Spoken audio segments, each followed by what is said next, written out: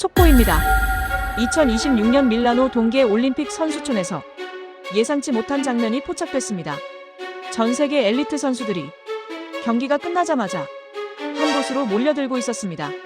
그들이 찾는 건 금메달도 인터뷰도 아닌 작은 종이 스틱 하나, 한국의 믹스커피였습니다.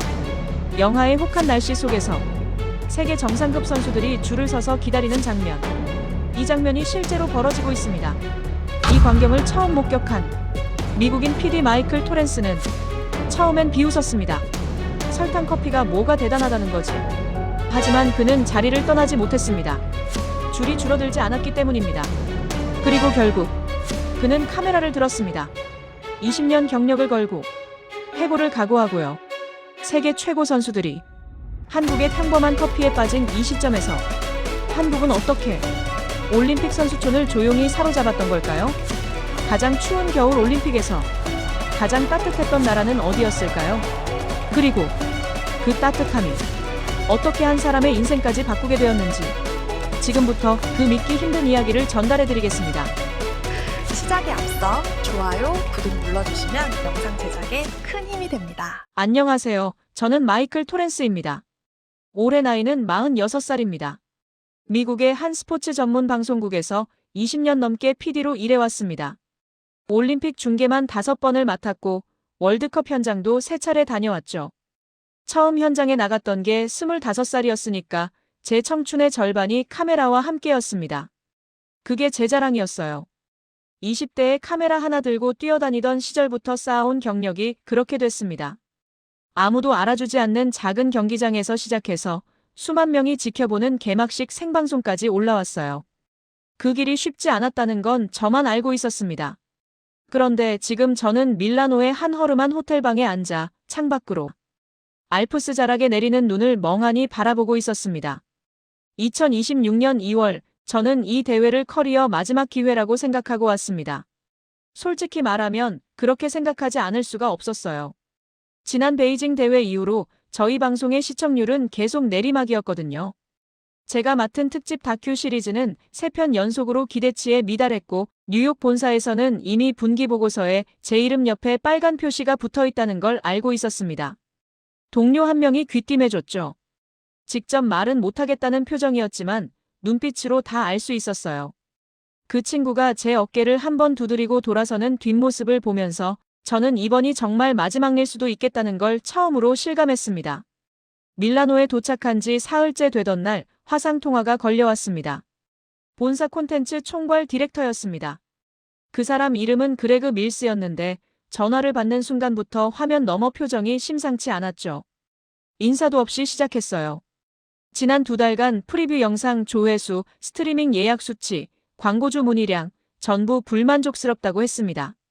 숫자를 하나씩 읽어내려가는데 그 목소리에 감정이 없었어요. 그게 더 무서웠습니다. 화가 난 상사보다 감정이 없는 상사가 더 위험하다는 걸 20년 경력이 알려줬거든요. 그레그는 이번 올림픽에서 눈에 띄는 결과물이 나오지 않으면 계약 종료를 검토해야 할 수도 있다는 말을 아주 천천히 또박또박 했습니다.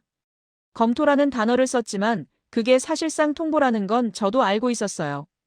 통화는 15분을 채 넘기지 않았습니다. 화면이 꺼지고 나서도 저는 한동안 노트북 앞에 그대로 앉아 있었어요. 창문을 열지 않아도 방 안이 차가웠습니다. 밀라노는 생각보다 훨씬 추운 도시였어요. 이탈리아라고 하면 따뜻한 햇살을 떠올리기 마련인데 2월의 밀라노는 그런 도시가 아니었습니다. 좁은 골목 사이로 바람이 파고들고 광장의 돌바닥에는 밤새 내린 눈이 얇게 얼어 있었어요. 취재 장비를 들고 이동할 때마다 발이 시렸고 손끝은 하루 종일 감각이 무렸습니다. 저는 그 추위가 꼭 제 상황 같다고 느꼈어요. 안에서도 밖에서도 아무것도 녹지 않는 것 같은 기분이었습니다.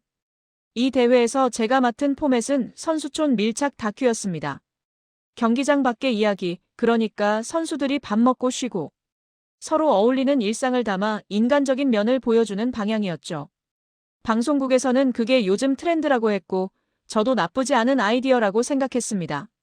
그런데 막상 현장에 와보니 뭔가 건질 게 보이지 않았어요. 선수들은 피곤해 보였고 취재진은 넘쳤으며 다들 카메라를 피하기 바빴습니다. 어딜 가도 이미 다른 방송사 카메라가 먼저 자리를 잡고 있었어요. 저는 그 틈에서 뭘 잡아야 할지 몰랐습니다. 첫 이틀은 그렇게 아무것도 잡지 못하고 흘러갔습니다.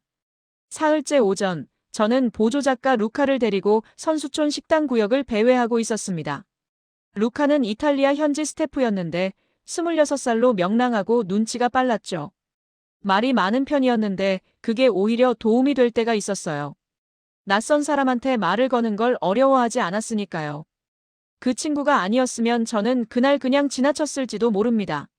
저기 좀 이상하지 않아요? 라고 루카가 턱으로 방향을 가리켰습니다. 처음엔 대수롭지 않게 봤어요. 식당 한쪽 구석, 간이 카운터 앞에 사람들이 줄을 서 있었거든요. 올림픽 선수촌은 각국 식단을 갖추고 있어서 이것저것 줄 서는 건 흔한 일이었습니다. 그런데 루카가 다시 말했어요. 저거 커피 코너인데 저렇게까지 줄을 서냐고요. 가까이 가봤습니다. 줄이 꽤 길었어요. 10명이 넘었고 국적도 다양했습니다. 독일 선수복을 입은 사람, 캐나다 재킷을 걸친 선수, 스웨덴 팀 인솔자처럼 보이는 중년 남성도 있었죠. 그들이 받아가는 건 종이컵이었고 안에는 뭔가 연한 갈색 액체가 담겨 있었어요. 다들 받자마자 한 모금씩 마셨는데 서두르는 사람이 없었습니다. 그냥 천천히 뭔가에 기대듯 마시는 모습이었어요. 카운터 옆에 한국어로 뭔가 쓰인 박스가 쌓여 있었습니다. 저는 한국어를 모르지만 루카가 스마트폰으로 글자를 번역해줬어요. 믹스커피라고 했습니다. 저는 그 순간 살짝 실소가 나왔습니다. 믹스커피라니. 봉지에 든 인스턴트 설탕 커피 아닌가요? 미국에서도 싸구려 마트에 가면 볼 수 있는 한국산 인스턴트 제품이었죠. 제가 알기론 그 커피는 달고 묽었습니다. 스포츠 선수들이 그걸 마신다는 게 솔직히 조금 우스웠어요. 세계 최고 수준의 선수들이 올림픽 현장에서 봉지 커피를 타 마신다는 게 어울리지 않았습니다. 저는 루카한테 그냥 가자고 했어요. 그런데 줄은 계속 이어졌습니다. 한 독일 선수가 컵을 받아 한 모금 마셨습니다. 아무 말도 없었어요. 그냥 눈을 살짝 감았다가 떴는데 그 얼굴에서 뭔가 충족된 표정이 스쳤습니다. 말로 설명하기 어려운 표정이었는데 피곤한 사람이 오랫동안 원하던 걸 얻었을 때 짓는 그런 표정이었죠. 커피 한 모금에 그런 얼굴을 하는 게 이상하게 눈에 걸렸어요. 저는 발걸음을 멈췄습니다. 카운터에 있던 자원봉사자가 한국 사람인 것 같았습니다. 젊은 여성이었는데 어떤 스웨덴 선수가 뭔가 물어보자 메모지에 한국어로 뭔가 써서 보여줬어요. 선수는 메모를 받아서 주머니에 넣었습니다. 버리지 않고 챙겼어요. 그게 너무 진지해서 저는 루카한테 물었습니다. 저 선수가 왜 메모를 챙기는 건지. 루카도 모르겠다고 했습니다. 그 장면을 카메라에 담으려고 하다가 그만뒀어요. 너무 하찮은 소재 같았습니다. 인스턴트 커피를 마시는 선수들을 찍어서 뭘 할 건지. 본사에 보고할 그림이 아니었어요. 그레그가 원하는 건 스타 선수의 얼굴이었지 커피줄이 아니었으니까요. 저는 식당 안쪽으로 들어갔습니다. 루카는 다른 취재거리를 찾아 돌아다니고 있었어요. 저는 혼자 테이블 하나에 앉아서 그날 촬영한 영상을 모니터로 훑어봤는데 쓸만한 게 없었습니다. 이틀치 촬영분이 전부 평범하거나 어딘가 어색했어요. 제가 원하는 게 뭔지 모르는 사람이 찍은 영상처럼 보였습니다. 점심이 지날 즈음이었습니다. 식당 한쪽에서 뭔가 이상한 게 보였어요. 어떤 선수가 납작한 사각형 박스를 들고 있었는데 그걸 건드리자마자 위에서 연기 같은 게 피어올랐습니다. 처음엔 뜨거운 음식에서 나오는 증기라고 생각했어요. 그런데 박스를 전자레인지에 넣은 것도 아니었고 불 위에 올린 것도 아니었습니다. 뭔가를 누르거나 당겼더니 박스 자체에서 열이 발생하는 것 같았어요. 저는 자리에서 일어나 가까이 갔습니다. 선수는 노르웨이 선수복을 입은 20대 초반의 남성이었는데 아무렇지 않게 박스에서 쌀밥과 반찬 같은 것을 꺼내 먹고 있었어요. 저는 그 박스가 뭔지 알 수가 없었습니다. 전기 콘센트도 없었고 뜨거운 물을 부은 것도 아니었어요. 그냥 박스 그 자체가 음식을 데웠습니다. 발열 도시락이라는 걸 나중에 루카한테서 들었어요. 한국에서 만든 제품이고 외부 열원 없이 스스로 가열되는 구조라고 했습니다. 루카는 그게 군용으로도 쓰이고 등산이나 야외용으로 시판된다는 말도 덧붙였어요. 저는 그 말을 들으면서 잠시 멍했습니다. 그게 대단한 건지 아닌지도 잘 몰랐어요. 그냥 신기한 제품이겠지 싶었습니다. 그런데 노르웨이 선수 옆 테이블에서도 같은 박스를 여는 선수가 있었고 그 너머 테이블에서도 보였습니다. 전부 한국 선수들이 아니었어요.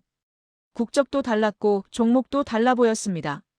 아무도 서로 이야기를 나누는 것도 아니었는데 각자 알아서 그 박스를 쓰고 있었어요. 저는 다시 믹스커피 코너 쪽을 봤습니다. 여전히 줄이 있었어요. 줄어들지 않았습니다. 뭔가가 제 안에서 걸렸습니다. 명확한 생각은 아니었어요. 흥미롭다거나 취재하고 싶다는 확신도 아니었습니다. 그냥 자꾸 눈에 걸렸어요. 억지로 무시하려 해도 시선이 그쪽으로 가는 느낌이었습니다. 20년 경력 동안 그런 감각이 올 때 그냥 넘긴 적이 거의 없었는데 지금은 그 감각이 뭘 의미하는지조차 파악이 되지 않았어요. 호텔로 돌아와서도 그 장면들이 머릿속에서 사라지지 않았습니다. 커피를 받아들고 눈을 감던 독일 선수의 얼굴, 아무 여론도 없이 연기를 피우던 납작한 박스, 메모지를 주머니에 넣던 스웨덴 선수, 그리고 줄어들지 않는 그 줄. 그게 뭔지 저는 여전히 몰랐습니다. 그 다음 날도 저는 선수촌으로 갔습니다. 딱히 이유가 있어서가 아니었어요. 그냥 발걸음이 그쪽으로 향했습니다. 어제 본 장면들이 여전히 머릿속에 걸려 있었기 때문인지 아니면 다른 취재거리가 없어서였는지 저도 정확히는 몰랐어요. 루카는 아이스하키 팀 쪽 취재를 따로 나가 있었고 저는 혼자 식당 구역 주변을 어슬렁거리고 있었습니다. 사람들이 오가는 걸 멍하니 보다가 어느 순간 제 발이 어제 그 카운터 쪽으로 향하고 있다는 걸 알아챘어요. 스스로도 몰랐는데 몸이 먼저 움직이고 있었습니다. 오전 10시가 조금 안 된 시각이었습니다. 믹스커피 코너에는 전날보다 줄이 짧았어요. 그런데 더 이상하다고 느낀 건 줄 안에 있는 사람들의 얼굴이었습니다. 전날과 다른 사람들이었는데 전날과 똑같은 표정으로 줄을 서고 있었어요. 기다리는 것에 불만이 없었습니다. 오히려 조용히 기다리는 모습이 마치 익숙한 의식처럼 보였죠. 처음 보는 사람들인데 어떻게 이렇게 자연스러울 수 있는지 그게 자꾸 마음에 걸렸어요. 저는 카운터에서 조금 떨어진 벤치에 앉아서 그냥 지켜봤습니다. 취재를 하겠다는 생각이 아니었어요. 그냥 봤습니다. 카메라도 꺼내지 않았어요. 그냥 한 사람이 앉아서 사람들을 바라보는 것이었습니다. 핀란드 국가대표 재킷을 입은 남자가 컵을 받았습니다. 나이는 30 초반쯤 됐을까요? 키가 컸고 훈련으로 다져진 어깨가 두꺼운 재킷 안에서도 드러났어요. 그 선수가 커피를 한 모금 마시더니 옆에 있던 동료에게 뭔가 말했습니다. 저는 핀란드어를 모릅니다. 그래도 말투에서 느껴지는 건 있었어요. 진지하고 만족스럽고 좀 당연하다는 듯한 어조였죠. 전날 독일 선수가 짓던 표정과 같은 계열이었습니다. 저는 그 표정이 자꾸 머릿속에 남았어요. 올림픽에 온 선수들은 대부분 긴장하거나 피곤하거나 예민한 얼굴을 하고 있는데 저 커피를 받아드는 순간만큼은 달랐습니다. 저는 결국 일어나서 그 선수에게 말을 걸었어요. 영어로 인터뷰를 요청했습니다. 선수는 잠깐 머뭇거리다가 괜찮다고 했어요. 저는 그 커피가 왜 좋냐고 물었습니다. 단순한 질문이었어요. 선수는 잠시 생각하더니 말했습니다. 경기 끝나고 나면 몸이 너무 지쳐서 복잡한 걸 원하지 않는다고요. 이게 딱 맞는 달콤함이라고 했어요. 피곤할 때 이게 생각나고 경기 끝나면 이거부터 찾게 된다고 했습니다. 그러면서 별거 아닌 것 같지만 이게 없으면 뭔가 빠진 것 같다는 말을 덧붙였어요. 설명하려는 게 아니라 그냥 사실을 말하는 사람의 얼굴이었습니다. 저는 그 말을 메모도 하지 않고 그냥 들었습니다. 녹음을 할 생각도 못했어요. 그냥 서서 그 말이 제 안으로 들어오는 걸 느꼈습니다. 별거 아닌 것 같지만 없으면 빠진 것 같다. 그 문장이 이상하게 오래 남았어요. 인스턴트 커피 한 봉지에 대한 말이었는데 왜인지 더 큰 무언가에 대한 말처럼 들렸습니다. 왜 전 세계 엘리트들이 이걸 찾는 건지 저는 여전히 몰랐어요. 그냥 달달한 봉지 커피 아닌가요? 그런데 그 질문이 자꾸 머릿속에서 맴돌았습니다. 그날 오후에 발열 도시락을 가까이서 볼 기회가 생겼습니다. 루카가 돌아와서 한국자원봉사팀 중 한 명과 이야기를 트게 됐는데 그 사람이 직접 시연을 해줬어요. 시연이라고 해서 거창한 건 아니었습니다. 납작한 사각형 박스 하나, 그리고 작은 물팩 하나였어요. 물팩을 박스 밑면에 어떤 홈에 꽂고 누르자 반응이 시작됐습니다. 처음에는 아무 변화도 없었는데 30초쯤 지나자 박스 옆면이 조금 따뜻해졌어요. 1분이 지나자 뚜껑 틈 사이로 하얀 김이 피어오르기 시작했습니다. 선수촌 식당 아니었는데도 불구하고 그 장면이 굉장히 낯설게 느껴졌어요. 전기도 없고 불도 없고 물도 아주 소량인데 음식이 데워지고 있었습니다. 루카는 옆에서 감탄사를 냈고 저는 아무 말도 못했어요. 뭔가를 말하려면 먼저 이해가 돼야 하는데 이해가 되지 않았습니다. 자원봉사자가 뚜껑을 열었습니다. 안에는 쌀밥과 작은 반찬들이 들어있었는데 진짜 뜨거웠어요. 그냥 따뜻한 수준이 아니었습니다.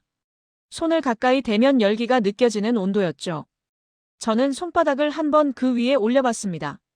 실제로 뜨거웠어요. 불도 없이, 전기도 없이 이 차가운 공기 속에서 음식이 뜨거웠습니다. 막근 영하였습니다. 이탈리아 북부의 2월 대회장 주변은 내내 영하의 날씨가 이어졌고 선수들은 경기 후에 몸이 급격히 식는 상황을 자주 경험한다고 루카가 말해줬어요. 그 상태에서 따뜻한 식사를 바로 할 수 있다는 게 어떤 의미인지 저는 그때야 조금 가늠이 됐습니다. 경기장 밖으로 나오는 순간 체온이 뚝 떨어지는데 그 자리에서 바로 뜨거운 밥을 먹을 수 있다는 거잖아요. 말로 설명하면 단순한데 실제로 보니까 단순하지 않았습니다. 루카가 조용히 말했어요. 이거 선수들한테 진짜 유용하겠다고요. 저는 그냥 고개를 끄덕였습니다. 그런데 고개를 끄덕이면서도 머릿속은 복잡했어요. 유용하다는 건 알겠는데 이게 뉴스가 되는 건지 모르겠다는 생각이 동시에 들었습니다. 발열 도시락이 선수촌에 있다. 그게 뭐가 이야기가 된다는 건지. 저는 아직도 확신이 없었어요. 그날 저녁 두 번째 본사 화상 통화가 왔습니다. 그레그 밀스였어요. 이번엔 단독이 아니라 편성팀장도 같이 화면에 있었습니다. 저는 그게 더 무거운 신호라는 걸 알았죠. 혼자 전화하는 것보다 두 명이 함께 들어오는 통화가 더 나쁜 소식을 가지고 온다는 걸 20년 경력이 가르쳐줬거든요. 저는 화면을 보면서 표정을 관리했습니다. 흔들리는 걸 들키고 싶지 않았어요. 그들은 제가 사흘간 보낸 촬영분을 봤다고 했어요. 전부 쓸 수 없다고 했습니다. 임팩트가 없다고요. 올림픽 분위기 담은 거야 어디서든 나오는데 우리 방송이 굳이 내보낼 이유가 없다고 했습니다. 저는 그 말을 들으면서 아무 말도 못했어요. 반박할 수가 없었습니다. 틀린 말이 아니었거든요. 저는 그 자리에서 발열 도시락이나 믹스커피 이야기를 꺼낼까 잠깐 생각했어요. 그런데 꺼내지 못했습니다. 꺼내는 순간 어떤 반응이 돌아올지 이미 알 것 같았거든요. 그게 뉴스냐는 말이 돌아올 게 뻔했어요. 그 말을 들으면 저도 할 말이 없었습니다. 아직 저 스스로도 확신이 없었으니까요. 그레그가 말했어요. 스타 선수 인터뷰를 잡으라고요. 미국 선수든 캐나다 선수든 시청자가 아는 얼굴을 화면에 올려야 한다고 했습니다. 그게 팔린다고요. 그리고 편성팀장이 덧붙였습니다. 이번 대회에서 결과물이 없으면 현지 취재팀 자체를 철수시키는 안도 검토 중이라고요. 철수라는 단어가 화면 너머에서 건너왔는데 그 단어가 방 안에서 한동안 울리는 것 같았습니다. 통화가 끊겼습니다. 저는 한동안 검게 꺼진 노트북 화면을 바라봤어요. 팀 철수라는 건 사실상 해고 통보나 다름없었습니다. 취재팀이 철수하면 저는 아무것도 없이 돌아가는 거였어요. 20년 경력이 이 호텔방에서 끝나는 거였죠. 저는 억지로 다시 생각을 정리했습니다. 그레그 말이 맞을 수도 있었어요. 스타 선수 인터뷰, 그게 확실한 그림이었습니다. 시청자가 아는 얼굴, 알아볼 수 있는 이름, 그게 팔리는 콘텐츠라는 건 저도 알고 있었죠. 20년 동안 그렇게 일해왔으니까요. 그런데 그날 밤 저는 자꾸 선수촌 장면들을 떠올렸습니다. 커피를 받아들고 눈을 감던 핀란드 선수. 아무 여론도 없이 김을 올리던 박스. 경기 끝나면 이거부터 찾는다던 말. 별거 아닌 것 같지만 없으면 빠진 것 같다던 그 표정. 그 장면들이 자꾸만 돌아왔어요. 지우려 해도 지워지지 않았습니다. 왜 전 세계 엘리트 선수들이 인스턴트 커피를 찾는 건지. 왜 아무도 이걸 이상하게 생각하지 않는 건지. 저는 혼자 방 안에서 그 질문을 반복했습니다. 답은 없었어요. 그런데 질문이 사라지지도 않았습니다. 그게 뉴스냐? 고 그레그는 물었습니다. 솔직히 저도 몰랐어요. 모르겠다는 게 솔직한 대답이었습니다. 그런데 모르겠다는 감각 자체가 뭔가 이상했어요. 20년 동안 현장에서 일하면서 뭔가 걸린다는 느낌이 올 때 그냥 넘긴 적이 거의 없었습니다. 그 감각이 항상 맞은 건 아니었지만 무시하고 넘겼을 때 나중에 후회한 경우는 있었어요. 지금도 그런 감각이 왔습니다. 이번엔 훨씬 강하게요. 그런데 반대편에는 철수라는 단어가 있었습니다. 해고가 있었어요. 안전한 인터뷰, 시청자가 아는 얼굴, 그레그가 원하는 것, 그게 있었습니다. 저는 침대에 누웠다가 다시 일어났어요. 창밖은 깜깜했습니다. 밀라노의 밤은 조용했고 저는 아무 결정도 내리지 못한 채 그 어둠을 바라봤습니다. 안전한 쪽으로 가면 살아남을 수 있었어요. 다른 쪽으로 가면 어떻게 될지 알 수 없었습니다. 아직 늦지 않았다. 아침 일찍 눈이 떠졌습니다. 정확히는 잠을 제대로 잔 것도 아니었어요. 천장을 바라보다 눈을 감고 다시 뜨기를 반복하다 보니 창밖이 밝아 있었습니다. 밀라노의 새벽은 소리가 없었어요. 그 침묵 속에서 저는 어젯밤부터 머릿속을 맴돌던 두 개의 선택지를 다시 꺼내 들었습니다. 스타 선수 인터뷰. 아니면 한국 이야기. 그 두 가지가 번갈아가며 떠올랐는데 이상하게도 안전한 쪽으로 결론이 나려고 할 때마다 핀란드 선수의 얼굴이 끼어들었습니다. 경기 끝나면 이거부터 찾는다던 그 목소리가요. 저는 침대에서 일어나 차가운 물로 세수를 했습니다. 거울 속 얼굴이 낯설었어요. 피곤해 보이는 건지 겁먹어 보이는 건지 구분이 가지 않았습니다. 그날 오전 세 번째 본사 통화가 왔습니다. 이번엔 그레그 혼자였어요. 그런데 어조가 달랐습니다. 지난번보다 조용했고 그 조용함이 오히려 더 무거웠죠. 목소리에 온도가 없었어요.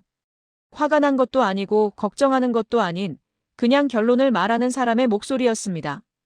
그레그는 천천히 말했습니다. 이번 대회 남은 기간은 나흘이라고요.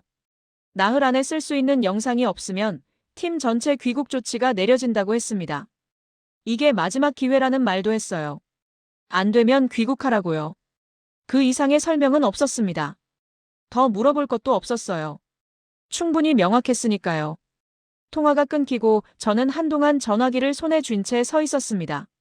마지막 기회. 그 말이 공기 중에 남아있는 것 같았어요. 방 안이 조용한데도 그 말만 계속 들리는 것 같았습니다. 루카한테 전화를 해서 팀 전체를 오후에 모이라고 했습니다. 호텔 로비 한쪽 테이블에 저와 루카, 카메라 감독 다리우스, 그리고 현직 코디네이터 한 명이 모였어요. 저는 지금 생각하고 있는 방향을 꺼냈습니다. 한국 믹스커피와 발열 도시락, 선수촌에서 퍼지고 있는 이 현상을 중심으로 영상을 만들겠다고요. 말하면서도 제 목소리가 얼마나 설득력이 있는지 자신이 없었습니다. 확신이 없는 사람이 하는 말은 어딘가 흔들리게 마련이니까요. 잠깐 침묵이 흘렀습니다. 다리우스가 먼저 말했어요. 다리우스는 저와 5년 넘게 일한 카메라 감독이었는데 말이 적고 표정이 솔직한 사람이었습니다. 그가 물었어요. 그게 진짜 팔리겠냐고요. 그냥 자기 의심이 아니라 진짜로 묻는 얼굴이었습니다. 저는 솔직히 모른다고 했어요. 확신은 없다고요. 다리우스는 그 말을 듣고 잠시 테이블을 내려다봤습니다.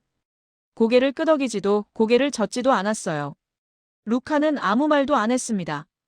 그냥 테이블 위 커피잔을 바라보고 있었는데 그 침묵이 동의도 반대도 아니라는 걸 알 수 있었어요. 그냥 불안했던 거겠죠. 루카는 이 일을 시작한 지 얼마 안 된 사람이었습니다. 저 때문에 경력에 흠이 생기면 어쩌나 하는 생각이 그 얼굴에 있었어요. 코디네이터가 조심스럽게 말했습니다. 이거 진짜 괜찮은 거 맞냐고요. 본사에서 원하는 게 스타 선수 인터뷰라는 걸 우리 모두 알고 있지 않냐고 했어요. 그 말은 틀리지 않았습니다. 저도 알고 있었으니까요. 알고 있는데도 다른 걸 하겠다는 게 외부에서 보면 고집처럼 보일 수 있었습니다. 저는 잠시 아무 말도 하지 않았습니다. 그 자리에서 팀원들의 얼굴을 하나씩 봤어요. 다리우스의 표정, 루카의 시선, 코디네이터의 긴장된 어깨. 이 사람들이 저만 믿고 여기까지 온 거였습니다. 제 결정이 틀리면 이 사람들도 함께 위험해지는 거였어요. 그게 가장 무거웠습니다. 저 혼자 감수하는 게 아니라는 것이요. 그때 잠깐 집이 떠올랐습니다. 구체적으로 무언가를 생각한 게 아니라 그냥 집이라는 단어가 머릿속에 잠깐 스쳤습니다. 아들 얼굴이 스쳤어요. 저는 그 생각을 바로 밀어냈습니다. 지금 그걸 꺼낼 때가 아니었거든요. 감정에 끌려가면 판단이 흐려집니다. 그건 20년 동안 배운 거였어요. 저는 결국 말했습니다. 이걸 끝까지 찍겠다고요. 틀릴 수도 있다는 걸 알지만 지금 이 현장에서 눈에 걸리는 건 이것밖에 없다고 했습니다. 스타 선수 인터뷰는 다른 방송 수십 개가 이미 찍고 있다고요. 우리가 그것보다 잘할 수 없다면 차라리 아무도 안 보고 있는 곳을 찍겠다고 했습니다. 말하고 나서야 조금 마음이 정해진 것 같았어요. 소리내어 말하면 흔들리던 게 고정되는 순간이 있는데 그게 그 순간이었습니다. 다리우스가 천천히 고개를 끄덕였습니다. 말은 없었어요. 그냥 카메라 가방을 집어들었습니다. 루카도 일어났어요. 코디네이터는 잠깐 망설이다가 따라 일어섰습니다.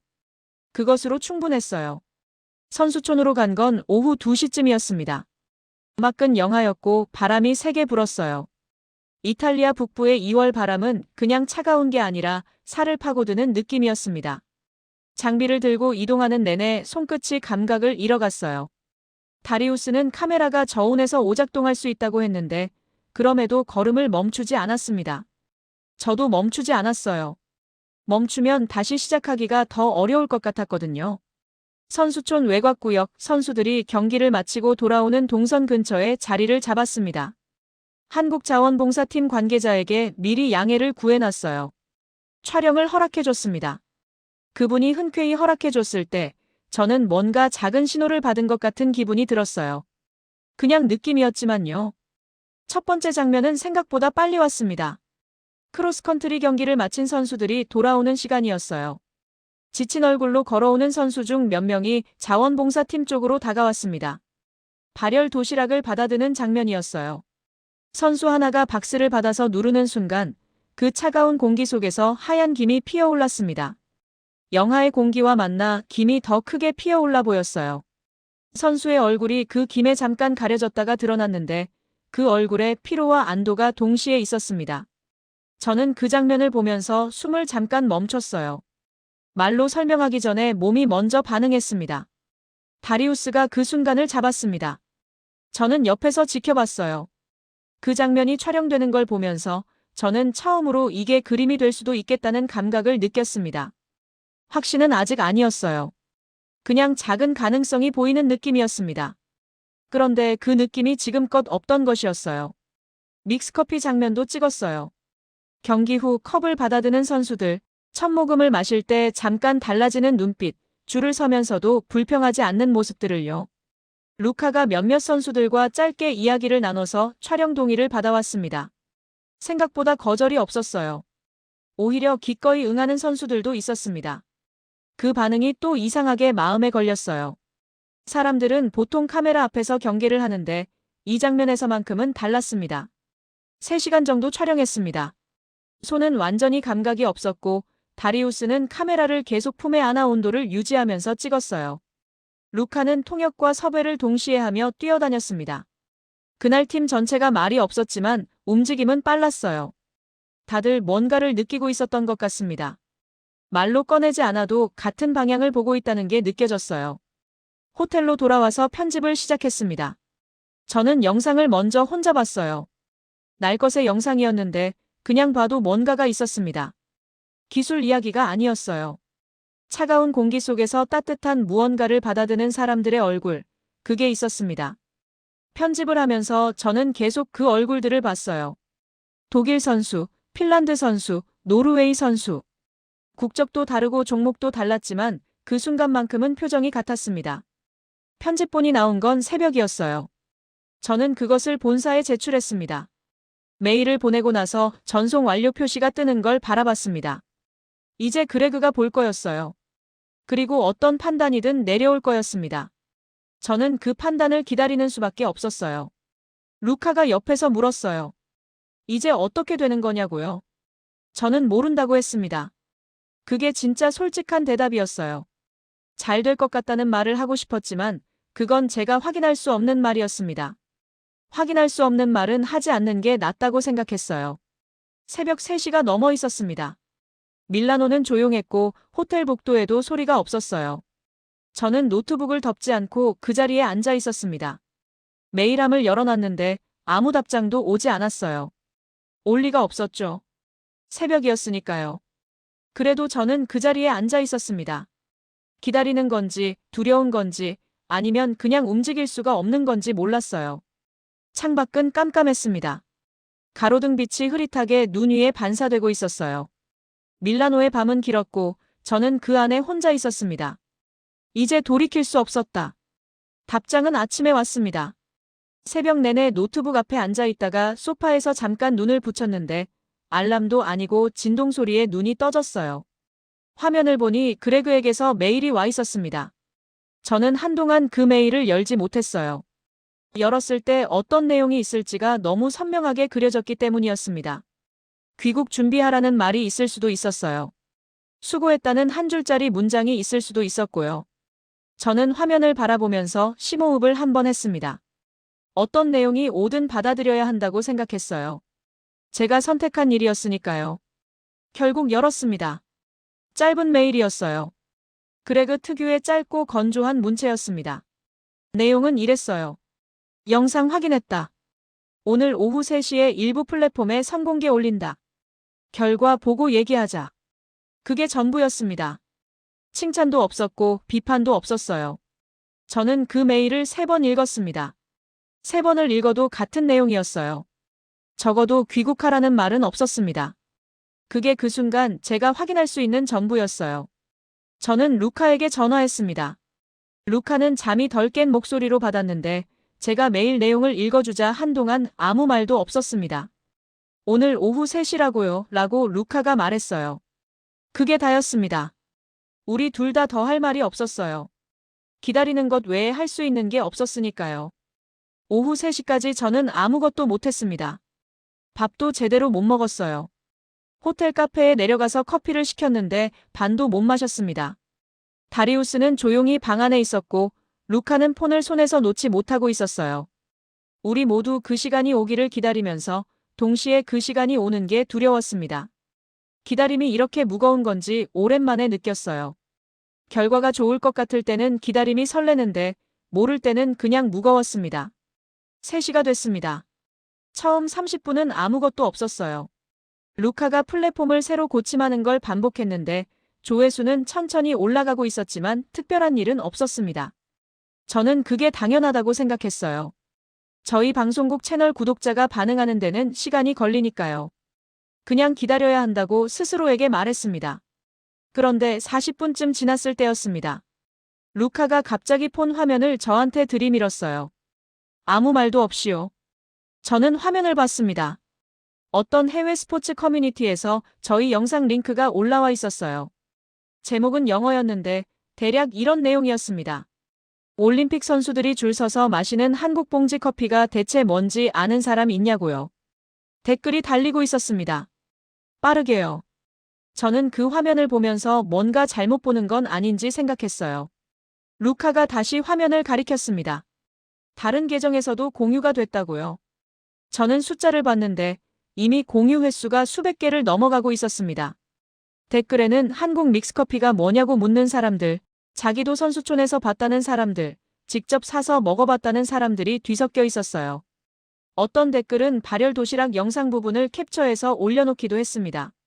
그 캡처 이미지 아래에 사람들이 몰려들고 있었어요. 다리우스가 천천히 일어났어요. 화면을 들여다봤습니다. 그러더니 아무 말 없이 다시 앉았는데 그 얼굴이 제가 5년간 보지 못한 표정이었습니다. 다리우스는 원래 잘 놀라지 않는 사람이었어요.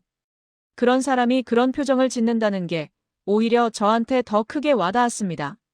1시간이 지났을 때 조회수는 저희 채널 단일 영상 기준으로 상위권에 진입해 있었습니다.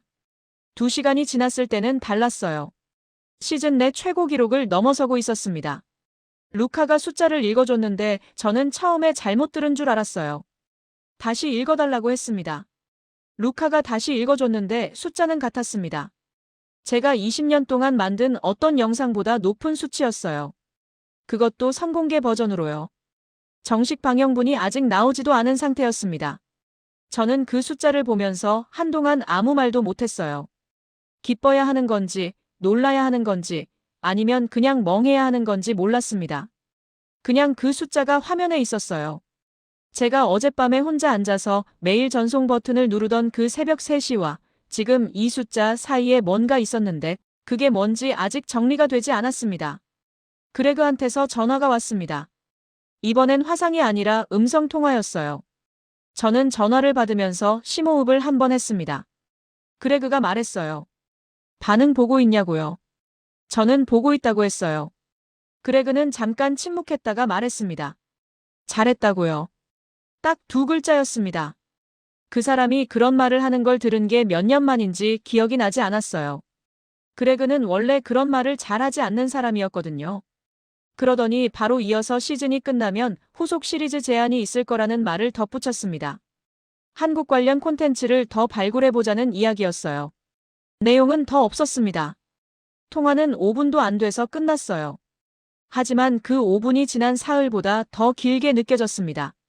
저는 전화를 끊고 루카를 봤어요. 루카가 제 표정을 보더니 뭔가 알아챈 것 같았습니다. 조용히 물었어요. 깨약이요? 라고요. 저는 고개를 끄덕였습니다. 루카가 고개를 숙였습니다.